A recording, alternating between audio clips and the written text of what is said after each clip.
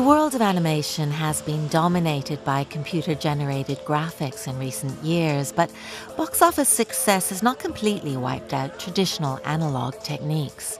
The pendulum is swinging, and the human qualities found in handmade animation are now coveted by festival goers and commercial creatives who find computer-generated imagery clinical and derivative.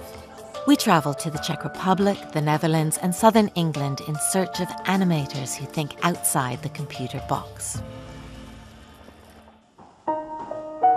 Dutch artist Vera van Wolferen translates her childhood memories into curious visual stories.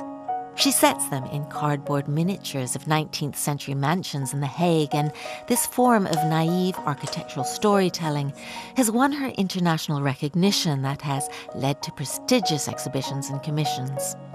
The Hague was flourishing, and the houses were like a way of showing wealth. So they are very beautiful, but it's a very eclectic style with all the windows and little towers, and oh yeah, especially towers. Every day when I bike from my studio to my house, I see all these houses and I look at just how all the details there are, and then I take them to my own sculptures and somehow recreate them.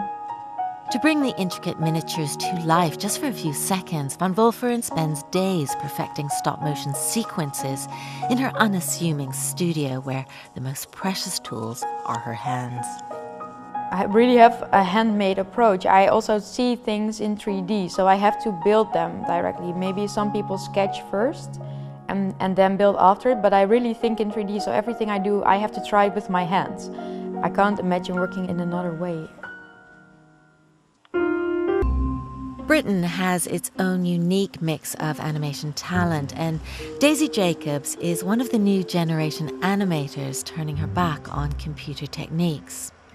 Her whimsical retro style has earned her a BAFTA award and Oscar nomination for her graduation film, The Bigger Picture, in 2015.